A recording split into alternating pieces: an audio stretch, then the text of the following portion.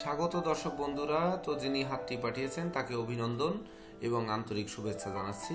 তো আমি অ্যাস্ট্রোলজার কেসি পাল। আমি বলবো যে আপনার হাতটি দেখে আমার কাছে যেটি প্রতীয়মান হচ্ছে সেটি হচ্ছে আপনি অর্থ সম্পদে পূর্ণ একজন সুখী মানুষ।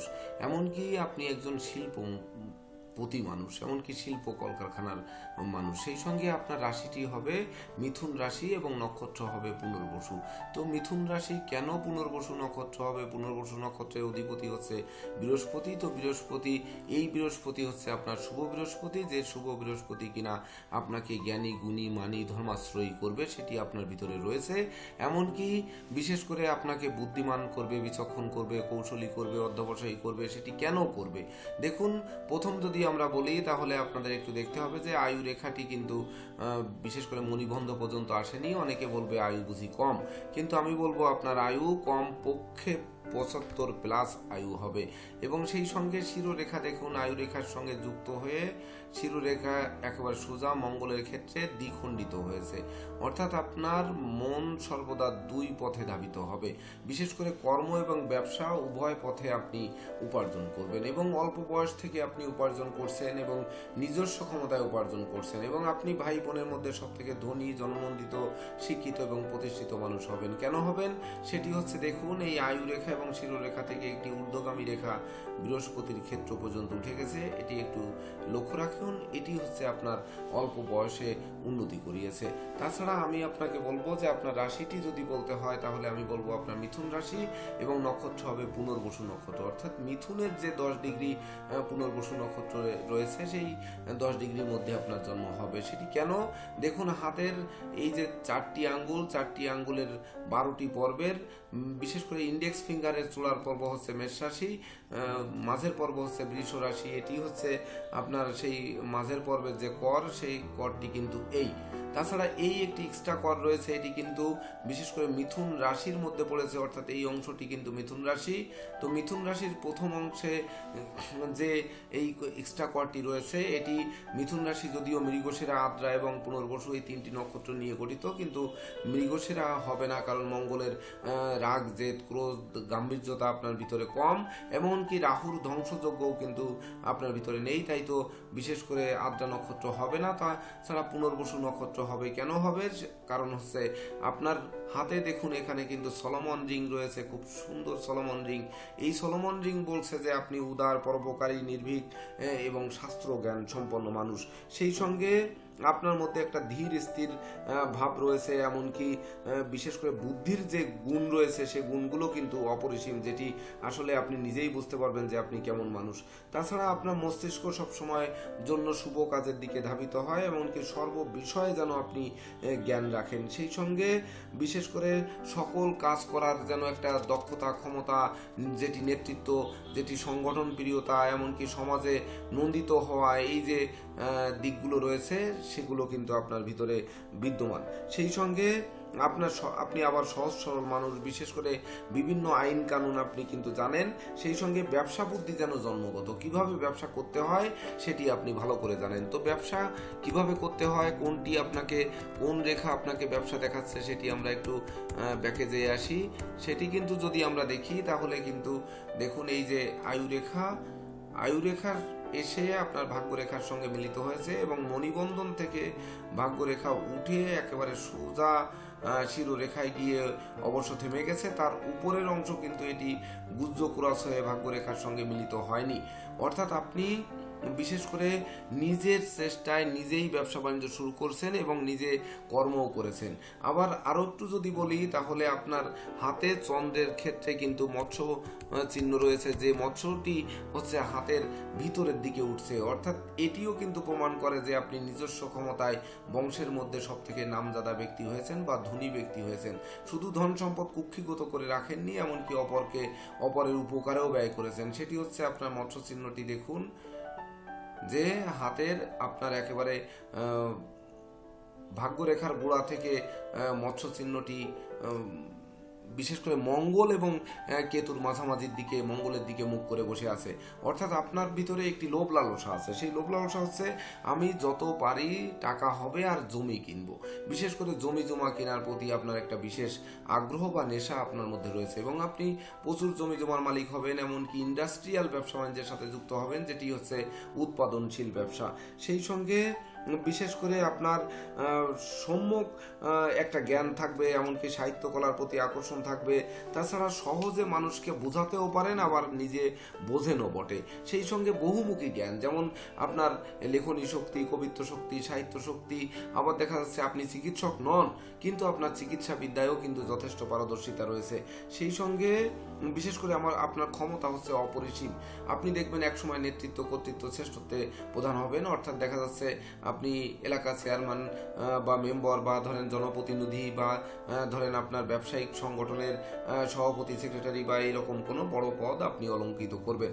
সেই সঙ্গে আপনি মূলত হচ্ছে অপরে যে সমালোচনা করে সেই সমালোচনা বিশেষ করে প্রতিবাদ করেন না। প্রতিবাদ কেন করেন না?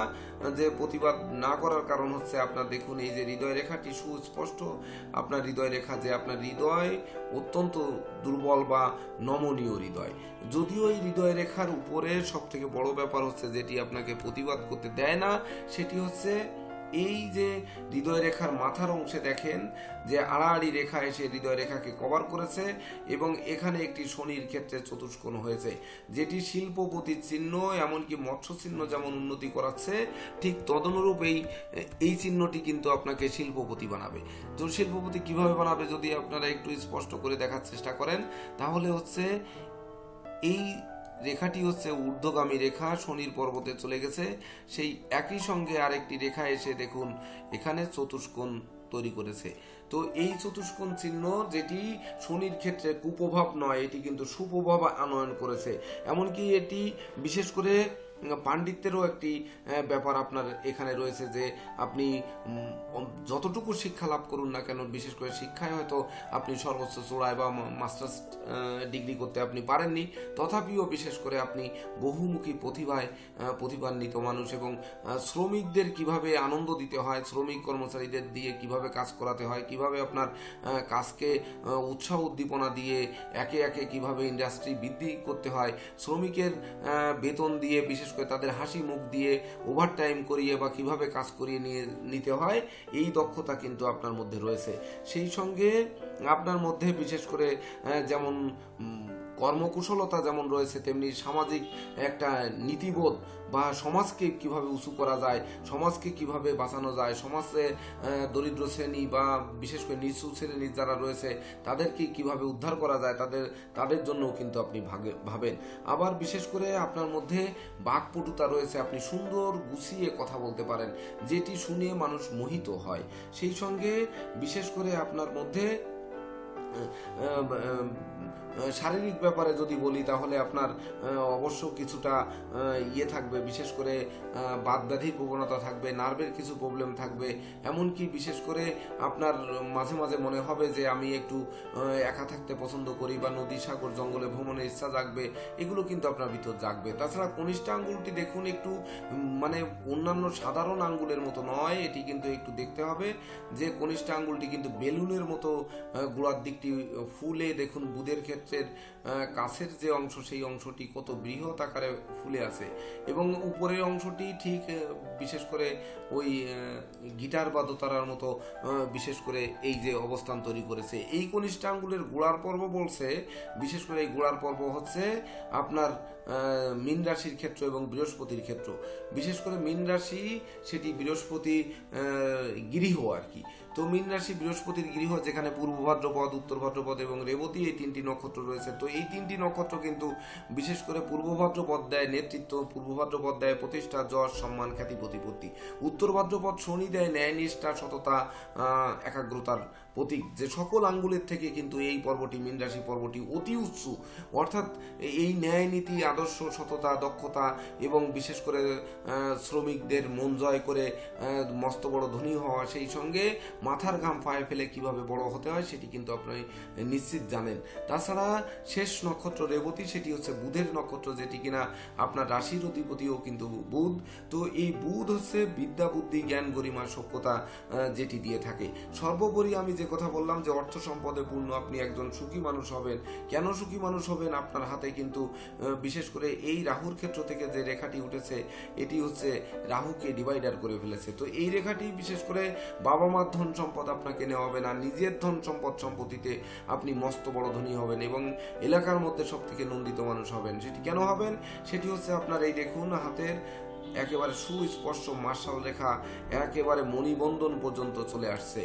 তো জীবনের একটা সময় অর্থাৎ প্রায় 30 বছর বয়স পর্যন্ত আপনি সংগ্রাম করেছেন, এমনকি 32 বছর পর্যন্ত যদি বলা হয় যে 32 বছর পর্যন্ত দেশ বিদেশে আপনি অনেক দূর দূরান্তে সংগ্রাম করেছেন এবং সেই সংগ্রামোত্তর ফসল আসা শুরু করেছে হচ্ছে 32-33 বছর বয়সের থেকে।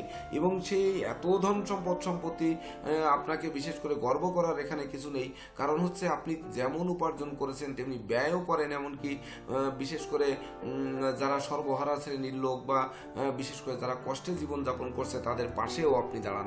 তো এটি নিশ্চিত আপনাকে অমর করে রাখবে। সেই অমর করে রাখবে কিন্তু আপনাকে এই কনিষ্ঠ আঙ্গুলের বিশেষ করে এই গোড়ার পর্ব, আবার অমর করে রাখবে এই মিথুন রাশির যে অংশটি আপনার এই বিশেষ করে বুধের ক্ষেত্রেও, কিন্তু বুধের ক্ষেত্রে এখানে 3টি নক্ষত্র থাকে, আমি প্রথমেই বলেছি। সেই তাছাড়া সলোমন রিং আপনাকে অমর করে রাখবে। মার্শাল রেখা আপনাকে ধন সম্পদ একেবারে যা দিয়েছে কোনোদিন আপনার জীবদ্দশায় ক্ষয় হবে না। তাছাড়া দেখুন বৃদ্ধাঙ্গুলের 2টি পার্ট, আপনি দ্বৈত নাগরিকত্ব ভোগ করবেন। বৃদ্ধাঙ্গুলিতে দেখুন একটি রিঙের আকারে হয়ে রয়েছে, তার নিচে আর একটি কর রয়েছে।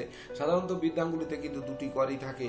তো এখানে যে 2টি কর রয়েছে, এই 2টি কর বলছে আপনাকে মানে আপনার এক পা থাকবে দেশে, এক পা থাকবে বিদেশে, অর্থাৎ দ্বৈত নাগরিকত্ব গ্রহণ করবেন। সেই সঙ্গে বিদেশে বাড়ি গাড়ি ভূসম্পত্তি থাকবে। আপনার বিশেষ করে সন্তান সন্ততিরা বিদেশে পড়াশোনা করবে, বিদেশে উচ্চ কর্ম করবে বা যোগ্য কর্মে তারা সুপ্রতিষ্ঠা পাবে। অর্থাৎ আপনার জীবনে বাবার কি থাকলো না থাকলো, যদি রবির কথা বলি তাহলে বাবা কিন্তু বিশেষ করে শ্রমজীবী মানুষ বা শ্রম করে জীবনে উন্নতি খুব একটা করতে পারেনি, কারণ সে যথেষ্ট সংগ্রাম করেছে। তো সংগ্রামোত্তর বিশেষ করে আপনি কিন্তু এই বংশের মধ্যে প্রথম সব থেকে ধনী মানুষ, মানে 3 পুরুষের মধ্যে আপনি সব থেকে ধনী যশস্বী খ্যাতিমান মানুষ, এমনকি অর্থ সম্পদে পূর্ণ মানুষ, এবং সব থেকে বড় কথা হচ্ছে আপনি শিল্পপতি হতে হবেন। যদি সত্যিকার অর্থে আপনি এটি হয়ে থাকেন তাহলে কমেন্ট বক্সে জানাবেন এবং একটি মেসেজ দিয়ে জানাবেন। তাছাড়া আমার প্রাণপ্রিয় দর্শকদের মধ্যে যারা এই হাতের এই ধরনের ভিডিও দেখতে চান, তারা এই স্ক্রিনে হোয়াটসঅ্যাপ নাম্বার দেওয়া থাকবে। হোয়াটসঅ্যাপে বিশেষ করে আপনারা সাদা কাগজের উপরে পুরুষেরা ডান হাত এবং নারীরা বাম হাত ছবি দিনের আলোয় যখন মোবাইলে ফ্ল্যাশ লাইট অফ করে তারপরে ছায়াযুক্ত জায়গায় আপনি ছবি তুলে পরিষ্কার ছবি পাঠাবেন, তাহলেই না আপনারা এই রেজাল্টটা পাবেন। এমনকি এই ভিডিও পেতে আপনাদের সুস্পষ্ট ছবি থাকতে হবে, হাতের ছবি। এমনকি বিশেষ করে ভিডিও পেতে একটু দেরি হতে পারে, তার জন্য মনক্ষুণ্ণ হলে চলবে না, কারণ আমরা যে হাতগুলো পাই সেগুলো ভিডিও করতে হয়, তারপর সেটি এডিট করতে হয়, তারপরে সিরিয়াল অনুযায়ী ছাড়তে হয়। তো বিশেষ করে আপনার টাইম লাইনে রেখে দিন এবং আমার এই বিচারটা যদি আপনার জীবনের সঙ্গে সত্যিকার অর্থে মিল খেয়ে থাকে, তবেই না আমি এই মহান জ্যোতিষশাস্ত্র একটি অঙ্গ যে সামুদ্রিক শাস্ত্রে পামিস্ট্রি, এই পামিস্ট্রি বিচার বা জ্যোতিষশাস্ত্রকে আমি বলবো যে আমি আমার কৃতজ্ঞতা প্রকাশ করব সেখানে। তো ধন্যবাদ। আপনারা ভালো থাকুন, সুস্থ সুন্দর জীবনযাপন করুন, সত্যিকার অর্থে অর্থ সম্পদে পূর্ণ থাকুন, এই প্রত্যাশা নিয়ে আজকের মতো সমাপ্ত করছি। শুভ নমস্কার।